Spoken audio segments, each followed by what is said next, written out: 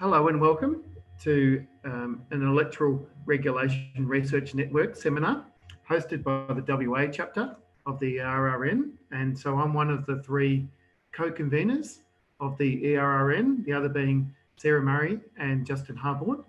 And we would like to welcome you to this event. And I thought I'd start by acknowledging that we meet, well, some of us here in Perth, anyway, on the traditional lands of the Whadjuk Noongar people, and we pay our respects to the leaders past, present and emerging. This event is really building on a range of papers and events that the ERRN have hosted during the pandemic, looking at the role of elections.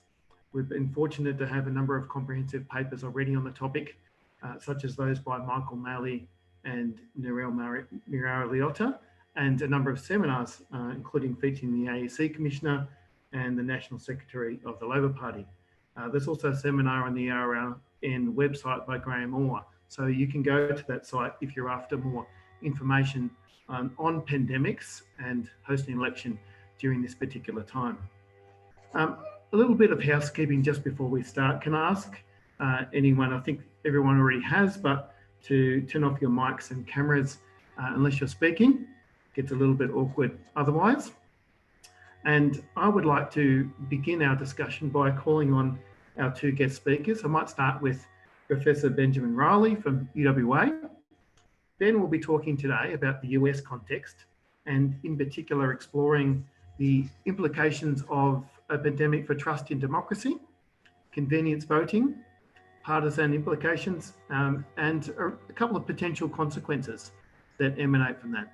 So thank you, Ben, and over to you.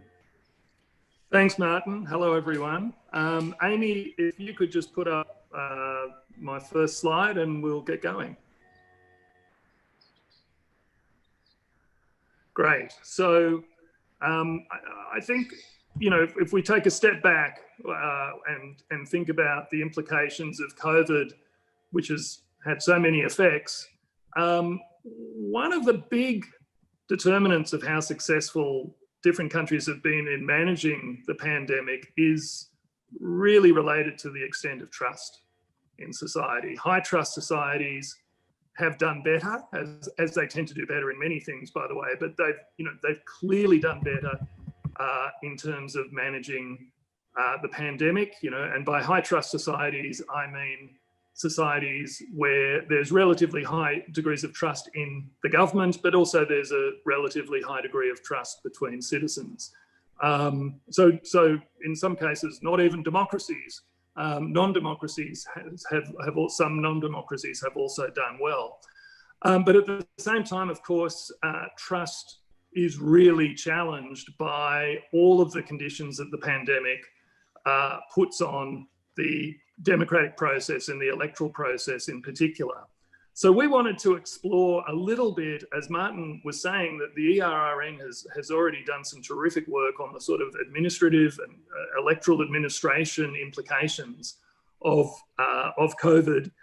We wanted to look a little bit more on what this means for voters and for democracy itself when elections move from being a single day exercise in mass participation done in person to a more drawn out, less social experience done remotely. And as Martin says, we'll take a particular look. I'll take a particular look at the United States, given that's what everyone's talking about right now. And then I'll hand over to our political theorist, Lachlan Umbers, who will explore some of the more interesting implications of this for democratic theory. Next slide, please, Amy.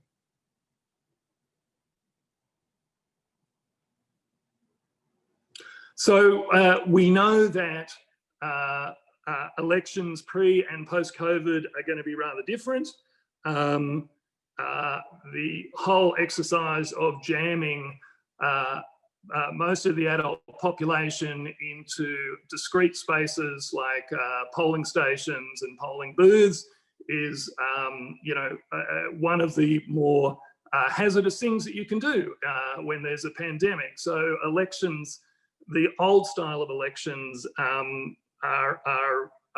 just don't work with a pandemic. So if we look around the world, how have democracies accommodated the problem, most of them have chosen to delay elections. I was looking at a list that IFAS put out today, and there's over 100 delayed elections all over the world. We've had them in our region. New Zealand delayed their elections. The British have delayed local government elections. Some countries have used the excuse of delaying elections to stop democracy itself. The Hong Kong Legislative Council elections have been delayed for a year. I think that's got as much to do with the interests of Beijing not wanting to have a democratic process going on now as it does with the pandemic. But nonetheless, that's one obvious and very popular response. A less popular response, but one that is a feature of both Australia and the United States, is to proceed with elections pretty much as scheduled, but with a range of new restrictions, with extra cleaning, with extra social distancing, in some cases the use of gloves and so on. And so if we look at the Queensland elections coming up in Australia next week, there are elements of this. Some states in the United States, there are elements of this. Everything differs greatly in the US between which state you're talking about, sometimes even which county you're talking about. And quite a few of the elections in Europe that have taken place during the pandemic have chosen that route. And then, of course, the third route, and the route that we will be exploring in more detail over the next hour, is to move towards more what we call remote voting. That can be internet voting, it can be pre-poll voting, advanced voting, it can be voting by mail. All these different forms of convenience voting have really come into their own as a result of the pandemic. And, I think we want to explore what the effects of these measures really are on voters. It's pretty clear that the effects in terms of electoral administration are not all negative, and in many ways are positive. There's been a number of studies suggesting that it's actually a much more efficient way to run elections, not to have everything just focused on a single day event, but spread out more. It has logistical implications, it has staffing implications, but it also means that there is a lot more room to adjust rather than having to focus everything on a single day. Turnout tends to be better in mail elections. We've even found that here in Western Australia when the government moved to postal elections for local government elections a few years ago, turnout rose significantly. In the United States, the states that conduct elections only by mail have higher turnout rates than others. So in many ways, in terms of electoral administration, this move towards convenience voting is a good thing. But what about for voters? Voters, I think the implications are much less clear. And again, this comes back to the question of trust. A key way that trust in societies is built is through what political scientists call social capital. The routine interaction with our fellow citizens outside of our immediate family network in common activities. Election day voting is a classic example. We all partake of it collectively. We see with our own eyes the reality of the democratic system at work. We see with our own eyes how the secrecy of the ballot is enforced.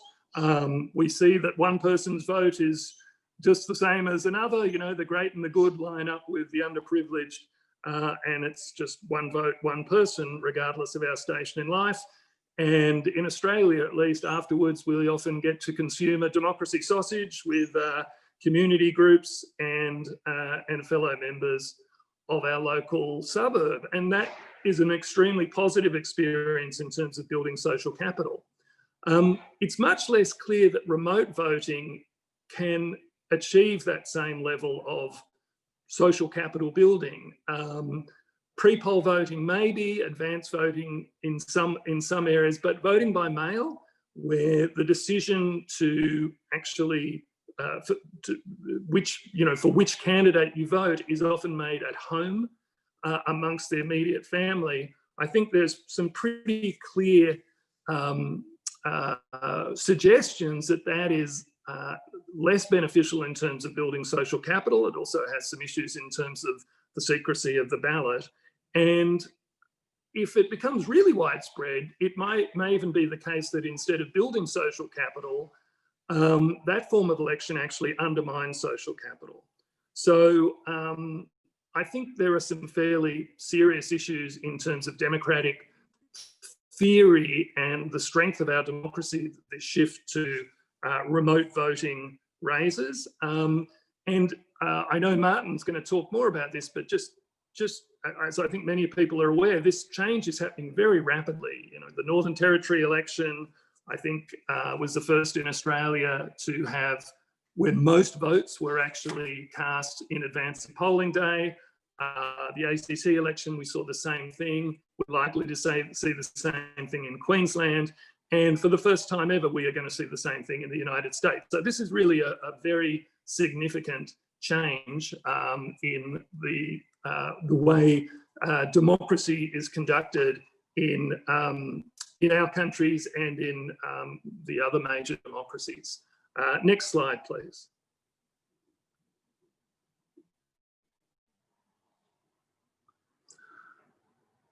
Okay, so there's so much we could say about the United States. Fortunately, the issue of early voting in the United States, I don't think the subject has ever had as much coverage as it has in recent weeks. I mean, there's stories in the press and on the mainstream media almost every day now about early voting, advanced voting, the extent of it. The numbers are pretty striking. It looks like we've got over 70 million advance votes as of today. And of those, about 46 million are by mail, and the remaining 24 million or so are like this picture, people actually taking their ballot, what we would think of as a pre-poll ballot, to actually cast. Because the United States devolves essentially almost all aspects of electoral administration down to the states, and the states devolve a lot of aspects of electoral administration down to the counties. We also see enormous variation in how well run these advance voting mechanisms are. I mentioned there are at present 5 states that have been running their elections entirely by mail for some time. They're all in the western part of America. They've run elections pretty well. But equally, there are southern states, states like Texas, states like Georgia, where which either have a history of voter suppression or have highly partisanized and frankly inefficient forms of electoral administration. And a lot of the pictures that we've seen in recent days, and I think this picture here is from Texas, shows these incredibly long lines of people waiting to cast an advance ballot in person. They don't want to vote by mail. They want to actually vote in person, but ahead of election day. And that is really being driven in many cases by a great enthusiasm for the issues at stake in this election, the political issues, but also by a concern that is, reasonably well founded in some states that their vote might not be counted if they don't actually physically do it. And even then, in some cases, whether the vote gets counted is an open question. So we've had stories just in the last week of in Texas, one county of 4 million, mostly non-white citizens, having just one polling station available for advance voting. And I think that's where this picture comes from. Similarly in Georgia, where the media has been covering 10 and 11-hour delays of people lining up to vote. So, there's it's become a huge issue. And unlike in Australia and most other countries, it's advanced voting and remote voting in America is now an issue that has very strong partisan implications. If we can just go to the next slide, Amy. So I think most people who've been following the US would be aware of this, but just to put it simply, the Trump campaign has been encouraging Republican voters to vote in person on the day. The Democrats have been encouraging people to vote in advance, either by mail or in person. And as a result, what we're seeing is a really sharp partisan divide over the question of remote versus on-the-day voting.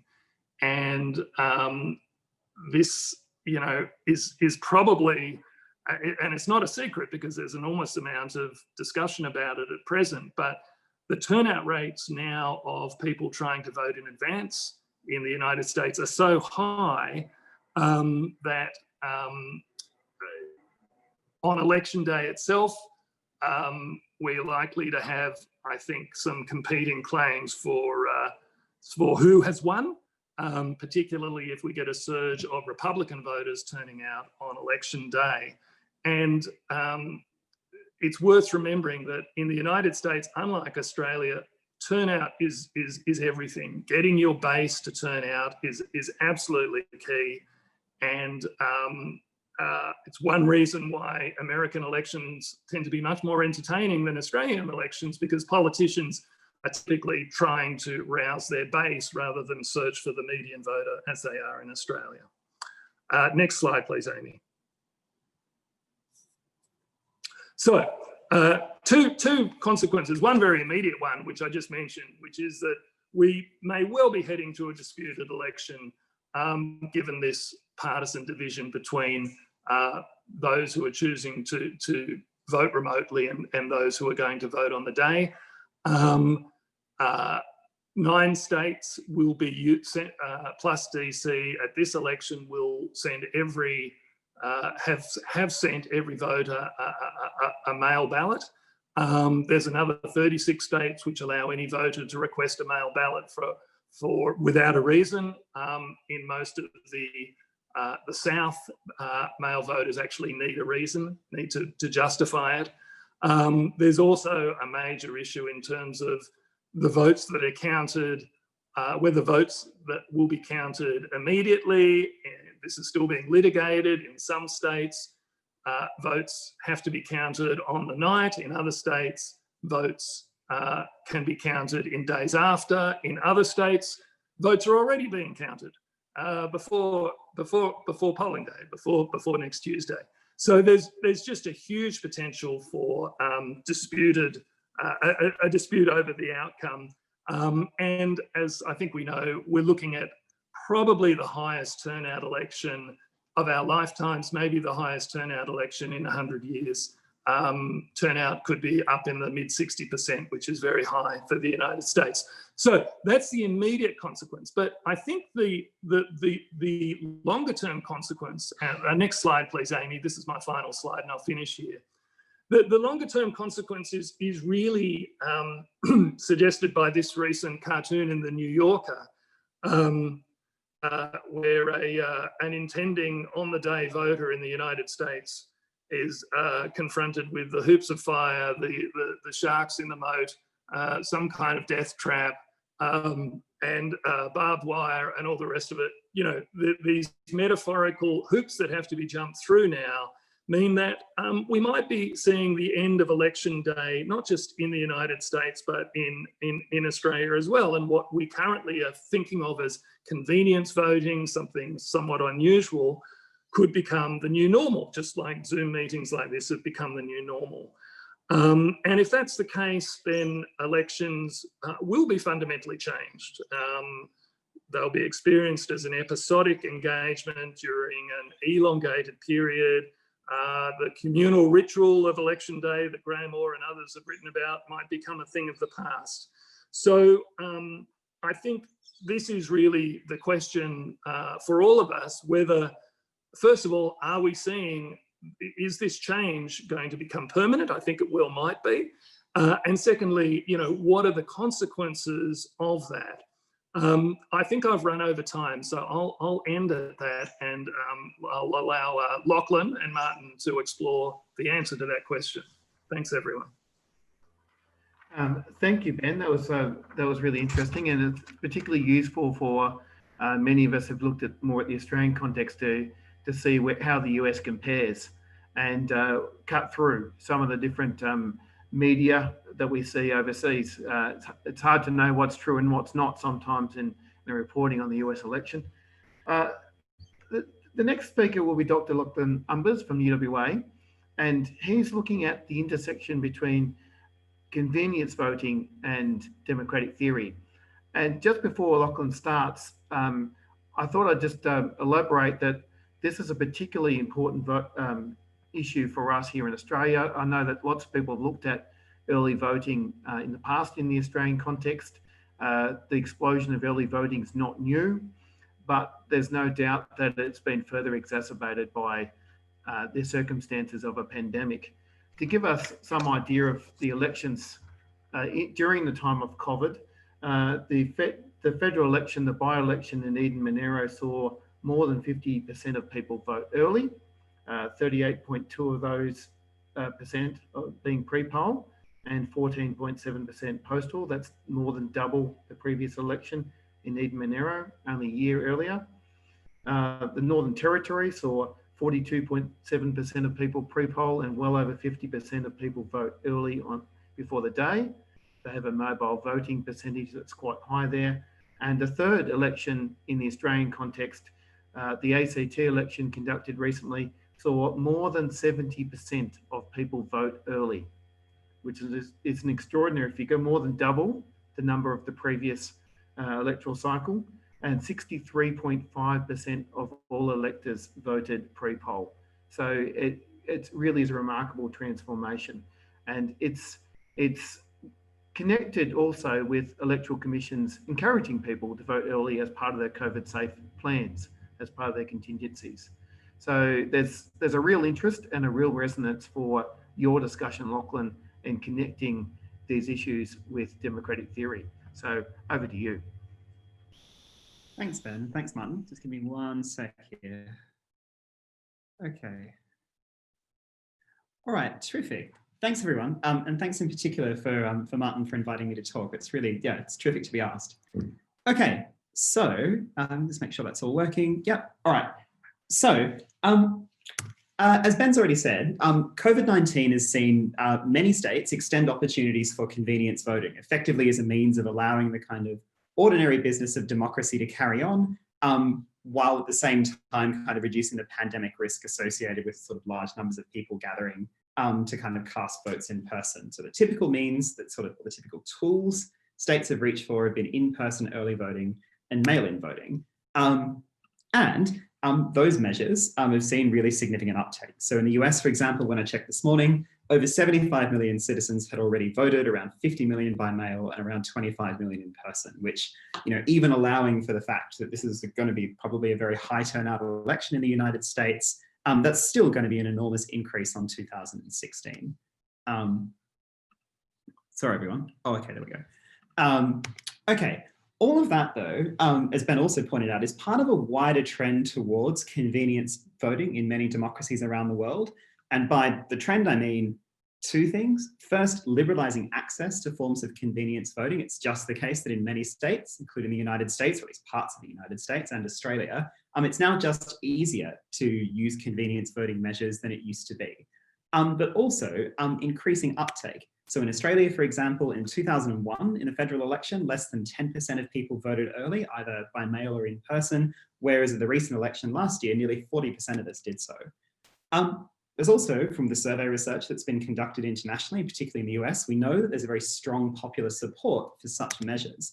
And I think there's every reason to think then that COVID-19 will accelerate that trend, if only because it's going to mean that in at least some democracies where these tools have been reached for, that an increasing number of people will have cast their ballot by these means. That, to me, I think raises just a suite of fascinating questions at the intersection of electoral law, empirical political science, and normative political philosophy and theory, which is my own field. And I think it's certainly true to say that there's some really excellent work on the legal and empirical issues, some of it done by members of the network, of course, people like Graham Orr. Though I also think that it's also fair to say that at least some of the issues are understudied. And on the other hand, though, the normative issues that are raised by the kind of shift away from in-person election day voting and towards convenience voting have been almost entirely neglected. There's plenty of work on areas related to political participation, so the nature and the basis of the right and duty to vote, participation rates. People like Lisa Hill have done plenty of work on that. But it's true, it's fair to say, I think, that there's very, very little work done on the mode of political participation, the ways in which societies make it possible for people to exercise the franchise. So my goal for the next, I don't know, 10, 12 minutes, something like that, is to just try and explore some of those issues in a sort of a fairly preliminary kind of way. To start with then, I think it's helpful to make clear at the start that I, and I think many other people, think that there's two distinct kinds of considerations that are worth bearing in mind when we're evaluating democratic institutions and practices. One family of those considerations sometimes gets called proceduralist or non-instrumental, and these are considerations that pertain to the intrinsic properties of democratic institutions and processes themselves, independent of the consequences that they're supposed to realise. So many people have argued, for example, and I think they're right, that our attachment to norms like one person, one vote, for example, isn't well explained in consequentialist terms, or isn't well explained in terms of the consequences that institution realises. Rather, what most of us tend to think is that it's important just for its own sake, that citizens have at least approximately equal influence over election outcomes, and one person, one vote is the right way, or at least the best way we've got, of trying to realise that principle. The other kinds of considerations that matter are non-proceduralist considerations, and these are just those that pertain to the extrinsic properties of democratic institutions and practices, standardly the consequences that they realise. Now I'm going to take it for granted in this talk that both kinds of considerations do in fact matter, that we do actually care about, you know, the intrinsic properties of democratic procedures, and we also do care about the kinds of consequences that they realise.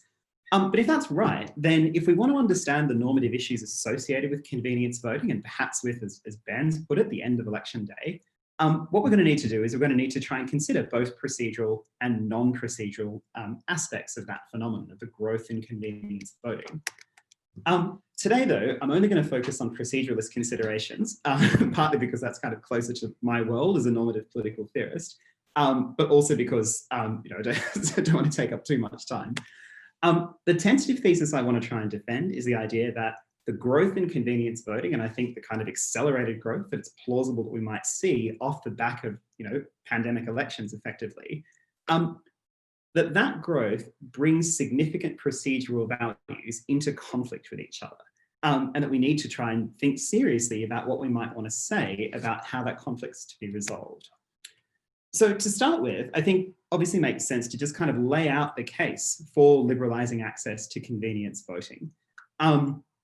And I think it's fair to say that there are two broad sorts of arguments that get advanced in its defence. The first is just that I think there's sort of a broad consensus among political philosophers, democratic theorists, and I dare say citizens as well, that citizens basically ought to have substantively equal opportunities to exercise equal formal influence over political outcomes, which is just a pompous philosopher's way of saying that they ought to have a roughly equal opportunity to vote, and their votes should be counted on an equal basis. It's a kind of an obvious sort of true platitude that in-person election day voting is significantly more difficult for some people to access than it is for others. And insofar as convenience voting affords people more opportunities to vote, makes it easier to vote for everyone, that then is going to help equalise opportunities. So there's a powerful egalitarian case in favour of liberalising access to convenience voting. The second argument, I'm not going to go into this too much, is that there's a natural kind of proceduralist concern over falling turnout. So this is a view which is particularly associated with Lisa Hill, but the rough idea is that democratic procedures are just inherently less attractive as a smaller number of people participate, in elections. Convenience voting measures effectively lower the cost of voting, they make it easier to do, and therefore we ought reasonably expect them to help combat the trend of declining participation in elections. And at least in some contexts, in some places, there does indeed seem to be evidence that convenience voting has this effect, or the magnitude of the effect seems to vary. Now, even though later on I'm going to try and sort of criticize these arguments a bit, I do think we should acknowledge at the start that both these arguments are very powerful. Many of us find the idea of maximizing turnout at elections extremely attractive one, an important one for us to try and pursue. And there's clearly, I think, value in trying to ensure that people have equal opportunities to vote and that their votes are counted on an equal basis. So I do think that there's very plausible things to be said in defense of both of these views of liberalizing convenience voting.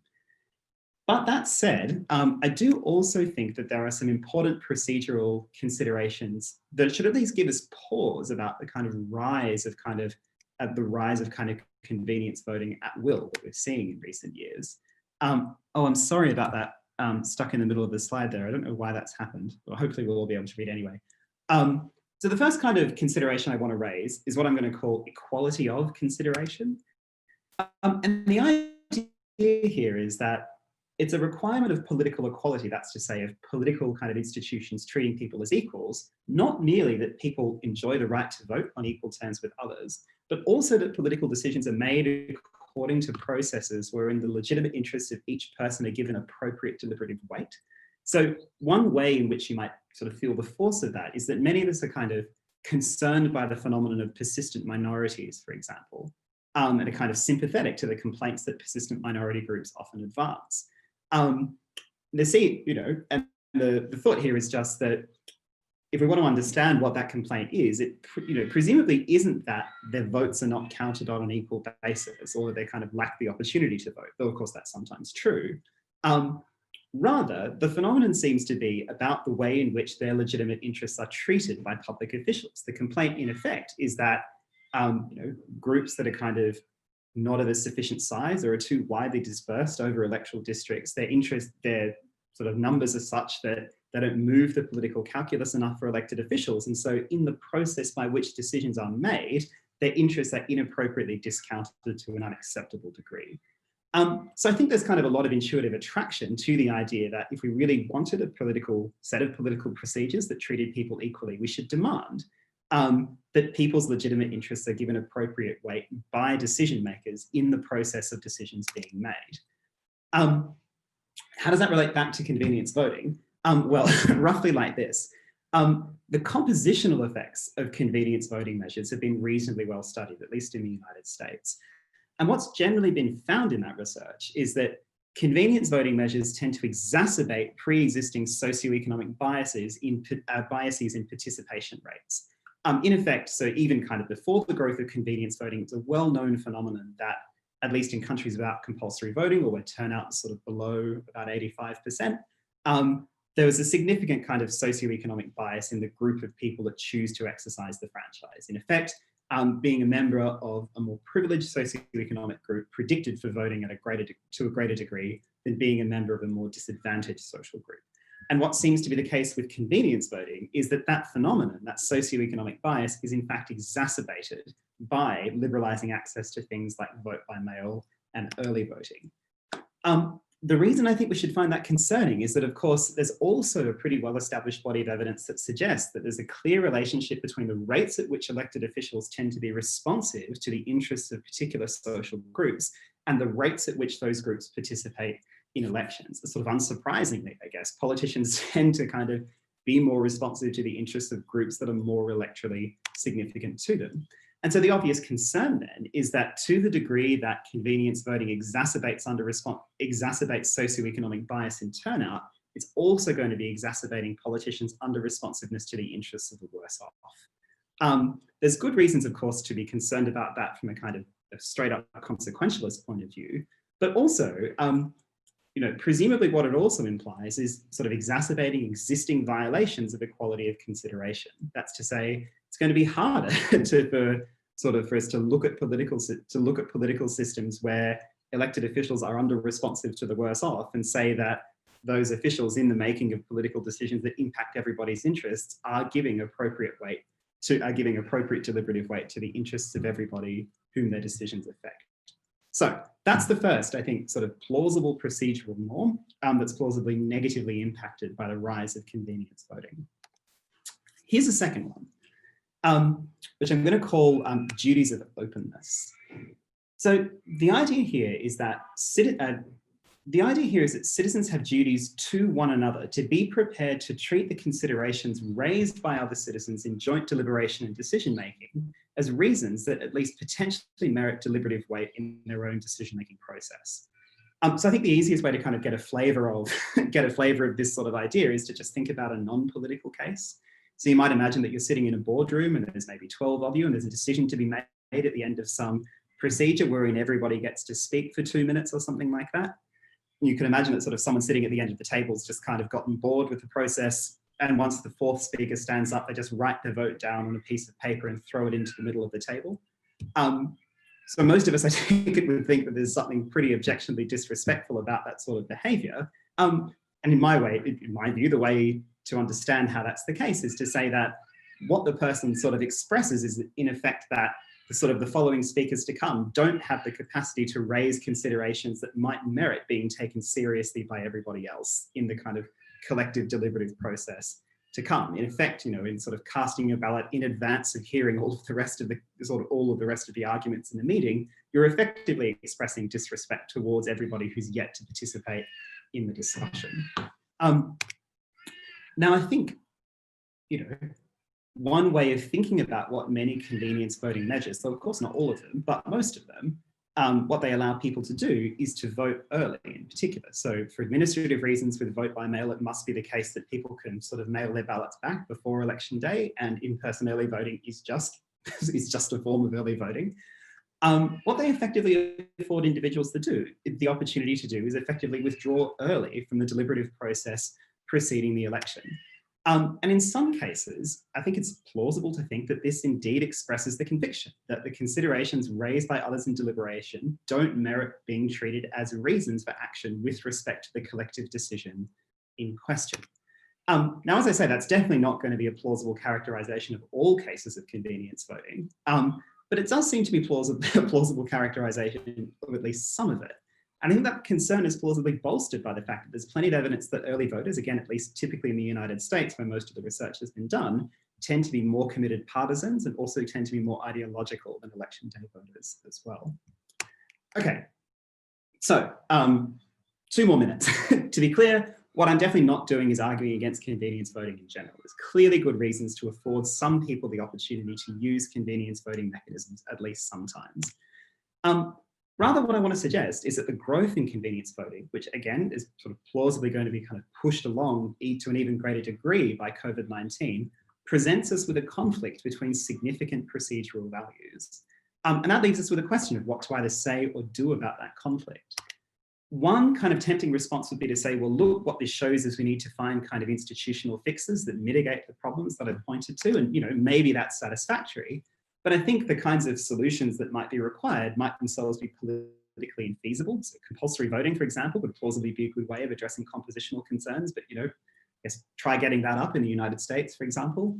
Or they might carry unacceptable costs of other kinds. So many people have argued that online election day voting, for example, would carry unacceptable costs with respect to election security. So I think instead, the better way to go here is to recognize that actually the procedural case for unrestricted convenience voting is just a lot weaker than it seems. Clearly, the pandemic context aside.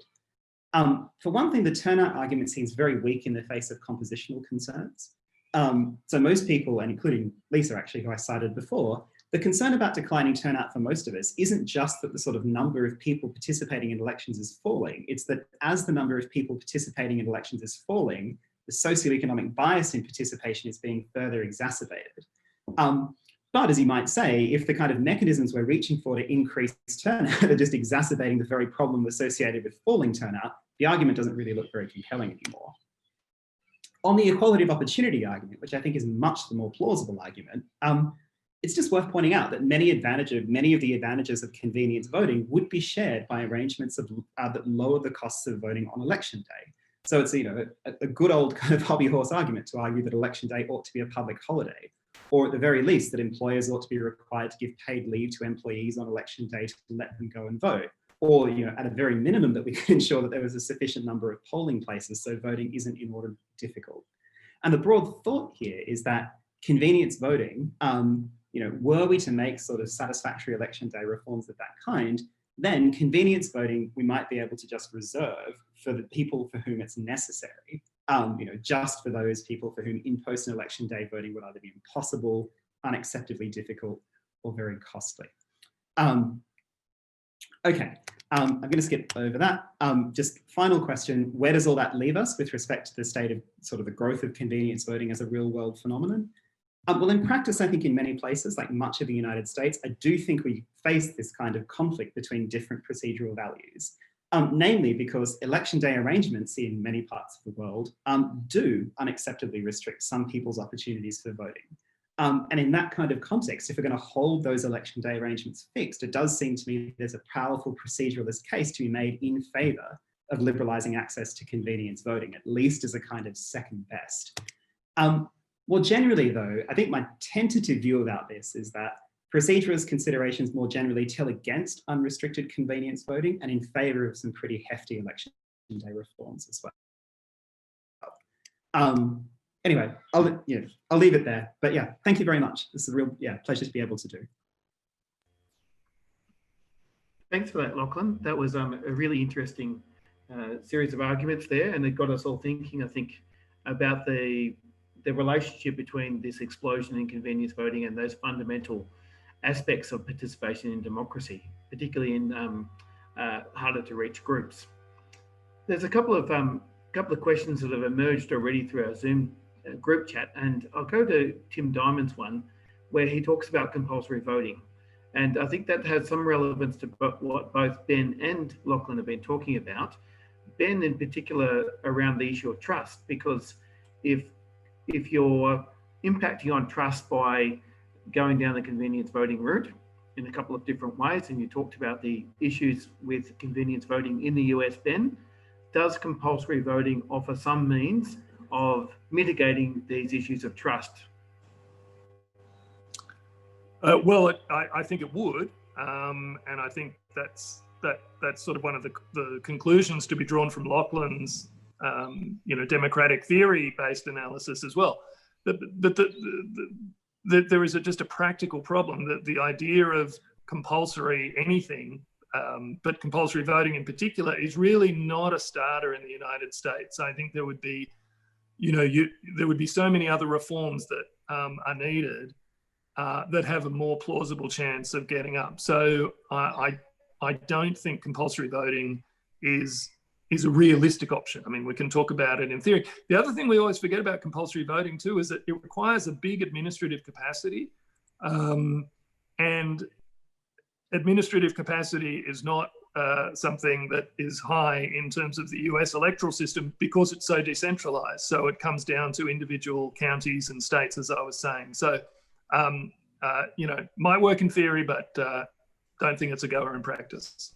You mentioned centralised versus decentralised electoral processes. I guess the other one that people throw into the mix all the time with the US, Ben, is whether some centralised process akin to our form of an electoral commission would ever help with those same issues of trust. I suppose it's also a non-starter.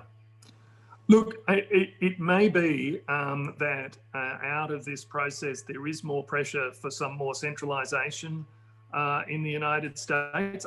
Frankly, I doubt it, but it's possible, particularly if the Democrats do win big, that they might decide to try and make some more fundamental changes.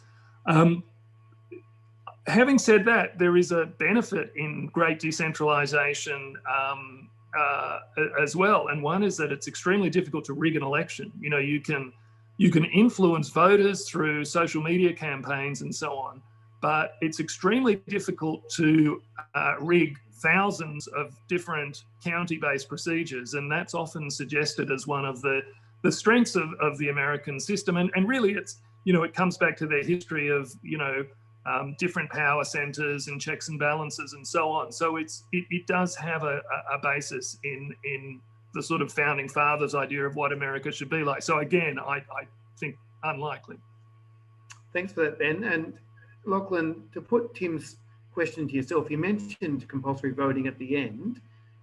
How does that How does that change some of the things that you're talking about around procedural arguments for and against convenience voting?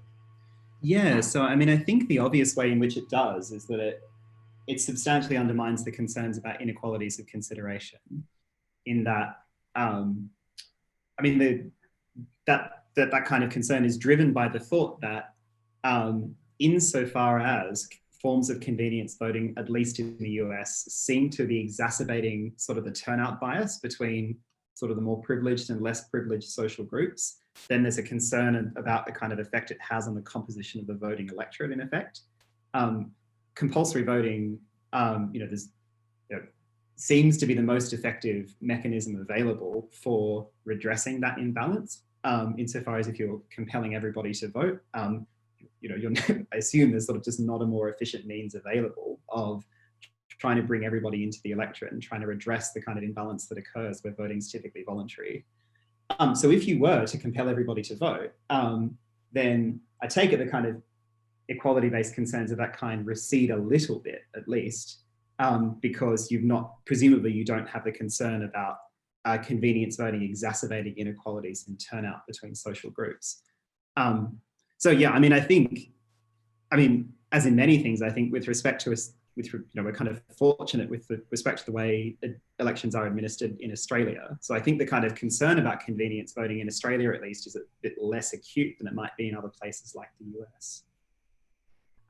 Ivan Quayle from Curtin has put up a question. It's an interesting one on vote counting machines. Maybe this is a question again for Ben around security issues in the United States and how that impacts on issues like trust and connecting up with COVID-19 as well.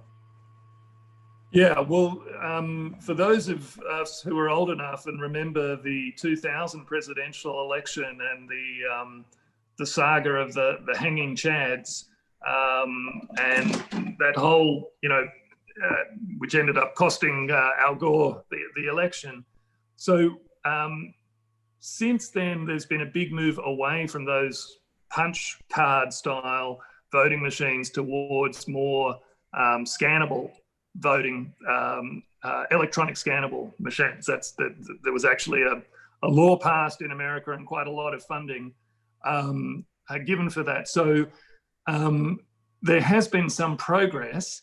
However, there are still a lot of issues with voting machines in America. And it's one of the big differences. We sort of assume, okay, well, the Americans they're pretty like us, they'll do things the same way.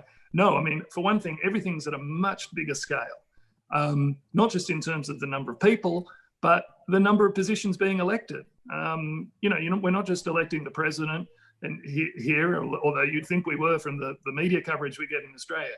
There's positions in the Senate, there's positions in the House of Representatives, there's positions for governor, there's positions in the state assemblies, all the way down to school boards and attorney generals and, the proverbial dog catcher. So that means that voting machines really are a part of the landscape in America.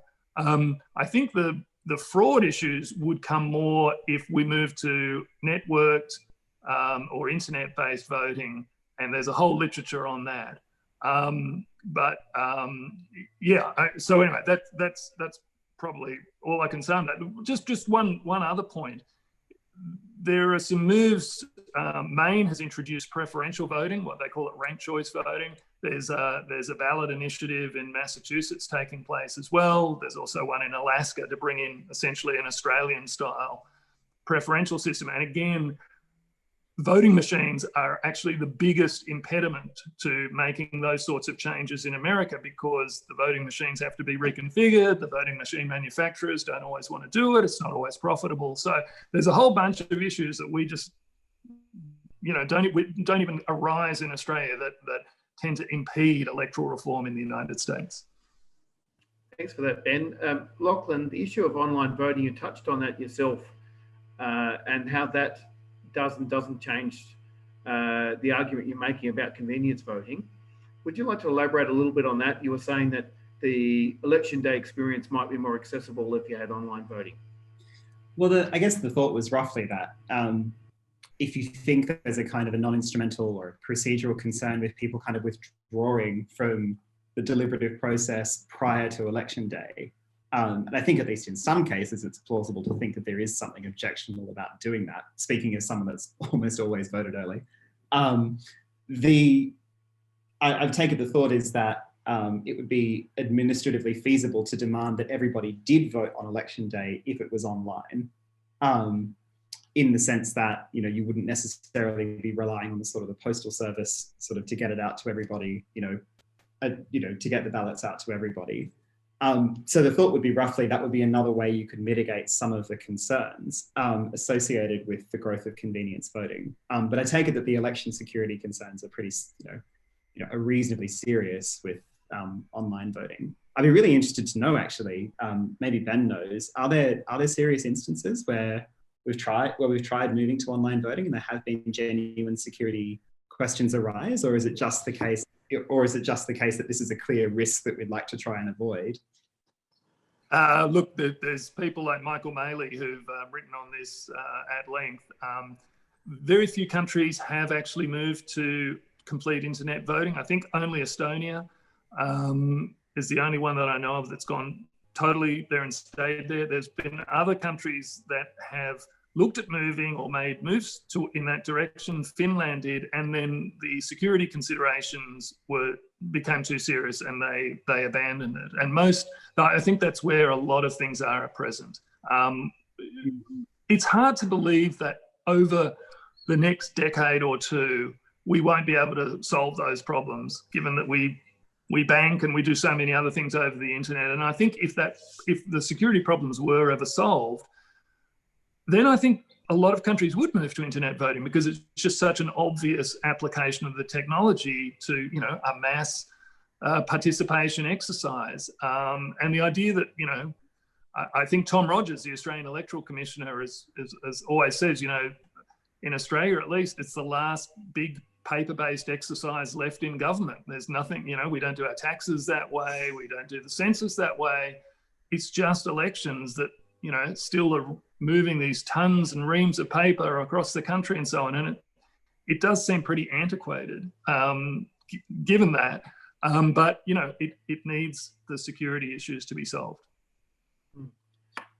Thanks for that, Lachlan. Both Michael and Narelle's papers deal somewhat with online voting and the risks and integrity issues too, if anyone else is interested in those topics.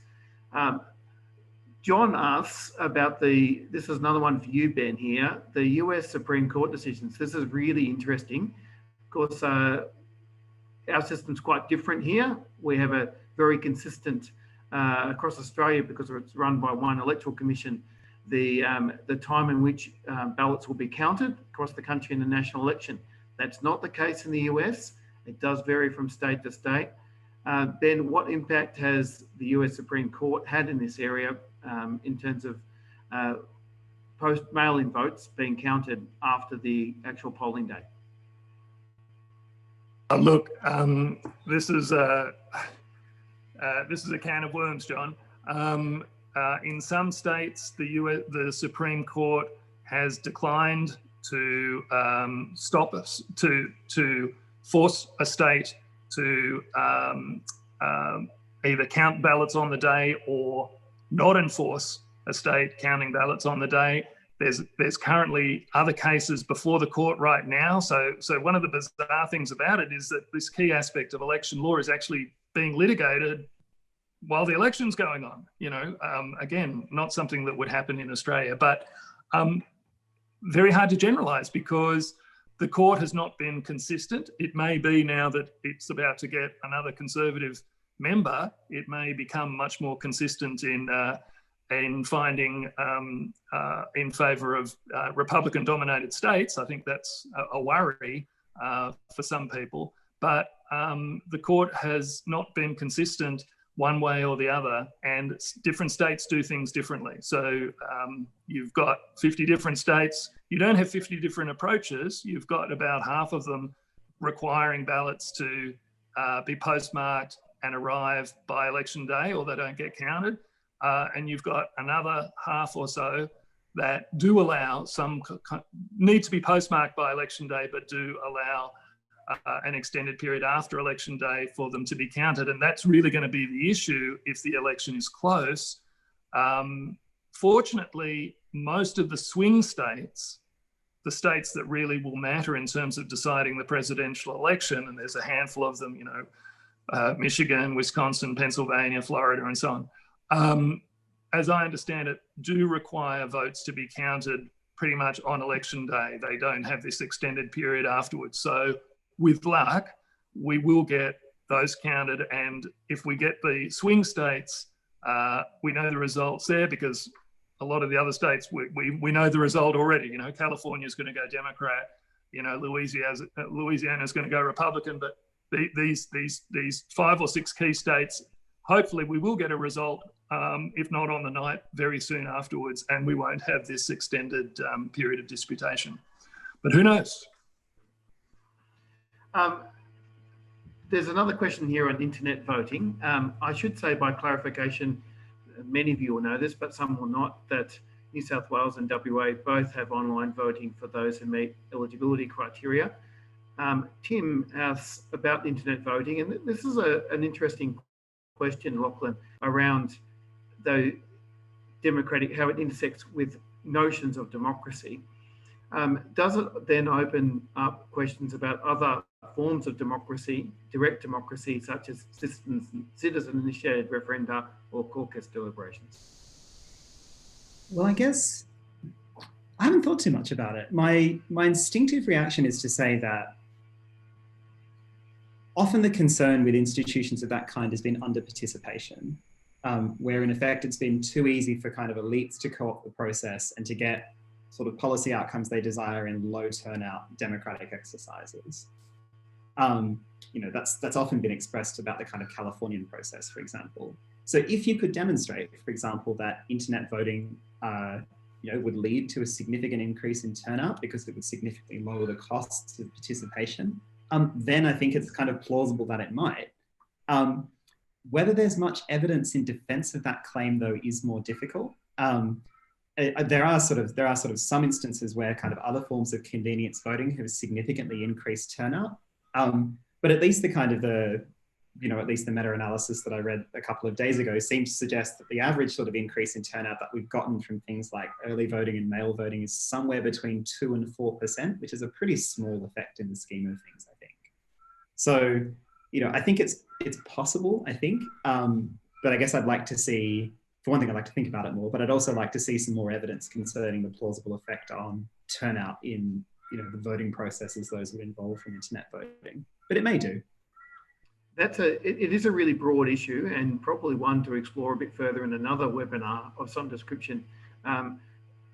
John asks, one of the things, this is another one for you, Lachlan.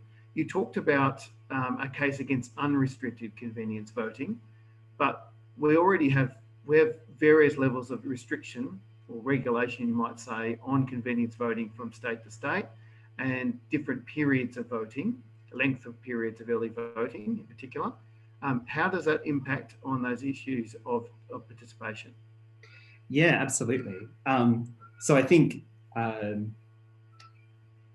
think it would clearly be, at least from the perspective of the kind of openness stuff I was talking about, I definitely think it would be better where there were restricted, where the kind of, where the window in which you can sort of cast an early ballot shorter.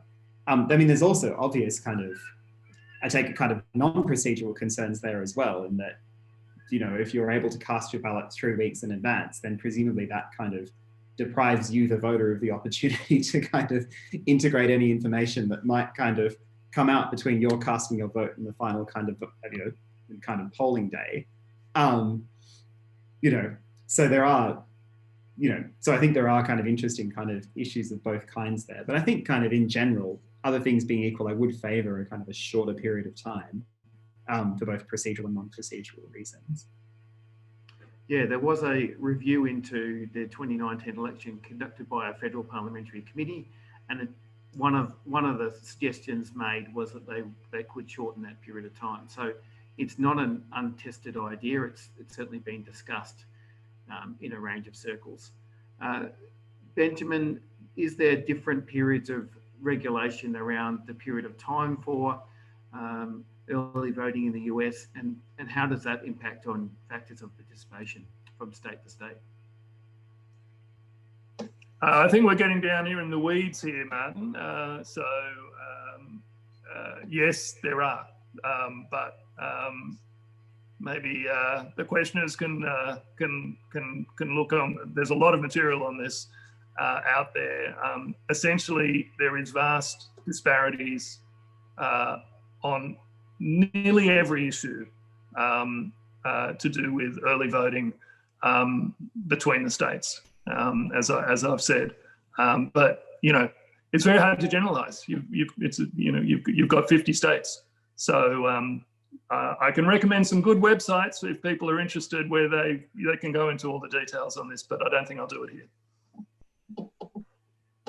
It is a big issue when you're talking about changes from state to state at the state level for US national elections. Lachlan, an ancillary question a little bit around differences in regulation, how they affect democratic values. We're seeing a lot of discussions around the way elections are covered during the time of COVID and how that impacts on issues of participation. We focus mainly on forms of voting a fair bit, but there's other things that electoral commissioners are doing. One of those is encouraging people to vote early, and this potentially has an impact on the number of people that do so in the ACT or elsewhere. Is it, how do you feel about electoral commissions encouraging people to choose a particular form of voting over another one? So I think this is precisely the kind of question that's made difficult by the fact that the considerations seem to pull in opposite directions. I don't think there's any particular problem in principle with sort of bureaucracies encouraging people to vote in a particular way. I don't think there's an issue with, the mere fact of a kind of government institution encouraging you to do, exercise a right that you have in one way rather than another. I think that, the thing that's difficult about it is that if you feel a bit kind of torn about early voting, as I do, I think there's certain reasons why, particularly in Australia, where we force everybody to vote, which I think is a good thing, why we would want to make it as easy as possible. And so from that point of view, the Electoral Commission encouraging you or making you aware of a way in which it's easier for you to do so seems like pretty obviously a thing we'd have reason to value. But if on the other hand, you also think that there are kind of reasons to be worried about the end of election day, about people potentially voting too early, what that expresses about sort of their fellow citizens, or if there's compositional concerns as well, maybe. So that's a non-answer. That's a non-answer, but I think it's a good illustration of the kind of question that's difficult to engage with the issue, because they're sort of pulled in multiple directions. As a bit of a follow-up or supplemental question to you, Lachlan, about as a political philosopher, and this comes up in quite a few papers about elections during a time of pandemic. We're moving fastly in a quick way away from elections as a point of time, in one very specific point of time, decision of the people at one point of time, to the decision of people over a period of time. How does that impact on things like trust and concepts of fairness? Yeah, so this is the line that's been taken by Dennis Thompson. So in virtually the only work in kind of, at least that I'm aware of, outside, at least in the kind of classic kind of political philosophy, political theory area, Dennis Thompson's pretty well the only person that's written about this. And his argument is in effect that it's disvaluable from an egalitarian point of view to have people voting over a sustained period of time, because the argument roughly goes, it's sort of harder for people to express their kind of willingness to participate on equal terms with others in determining what the next government is going to be, if they're doing it over a more temporally extended period. Now, I think there's two things to say about this. The first is just, I can't see any in principle reason why that should be true. why it's necessarily the case that just because the process is taking place over an extended period of time, that we should necessarily think that that's somehow, you know, the fact that I'm voting a week before election day is somehow a less palpable signal of my willingness to cooperate on equal terms with others, rather than doing it on election day. It seems very strange to me that you would imbue, you know, timing in that way with significance of that sort. But the second dimension, of course, is just an empirical question, which is how in fact do citizens actually see the phenomenon of early voting in that way? And, you know, that's going to matter a lot. That's going to matter a lot as well. But I simply don't know whether research of that kind actually exists on people's perceptions of early voting. Maybe Ben knows, I don't know. Ben, did you want to weigh in on that particular topic? I'm not aware of research on that question, Lachlan, but I do think the research that you sort of cited about the socioeconomic disadvantages or early voting multiplying socioeconomic disadvantages might be worth a second look. And again, this election in the United States, you know, people always say that's a historic election. This one really is historic. And a lot of the advanced voting that we're seeing, at least anecdotally, does appear to be underprivileged communities. There's a lot of African-American turnout, Hispanic turnout, because those are the communities that are most concerned about their vote not being counted, you know, voter suppression. So I just wonder whether because it sounds like it's an empirical argument rather than a normative one, whether the empirics for that will still be as strong after this election. It might be worth a second look. Yeah, I definitely agree. I mean, in a way, the most interesting election from this point of view will be 2024, to see, you know, just how much of the kind of, you know, demographic trend from this year sticks around election to election. But yeah, I agree. I think that would be really interesting to see. Just on a slightly different issue, and I think it's an interesting issue by John Durians, who asks about the partisan nature of different forms of voting. And I know that in Australia, research has demonstrated that the Labor Party does a little bit better on ordinary voting on the day historically, and the Liberal National parties have done a little bit better on early voting, particularly postal voting. And there's the opposite seems to be the case, at least the tail of this in the US seems to be the case, in that seniors and other people are voting early, but a lot of Democrats are voting early as well. So speaking to the partisan nature, Ben, this might be a question for yourself in the US. What impact does the partisan nature of different forms of voting have on the way people see those forms of voting as legitimate? So Trump, for instance, who's quite critical of mail-in voting. Yeah, well, this is the big problem and the big challenge in the United States right now, that voting, these different forms of voting have been politicized by Trump in particular, and partisanized. And he has taken an issue. There have always been accusations that mail voting in particular is open to fraud, but he has magnified those and given them such credence amongst his supporters that, you know, in some ways it will be difficult to unwind in the future.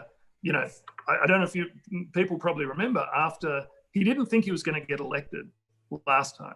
So he said before, when he was competing with Hillary back in 2016, he said that vote was going to be rigged as well, right? So he was trotting these arguments out in advance of the 2016 election. Then he won, which he didn't think he was going to. So that all disappeared, except that there was a panel commissioned by the White House to investigate this specific issue of fraud with mail-in voting, and they couldn't find any examples of organised fraud. They could find examples of one or two people, which is exactly what we've found in Australia every time this issue has come up, which it has come up over the years. So I think the issue is not the real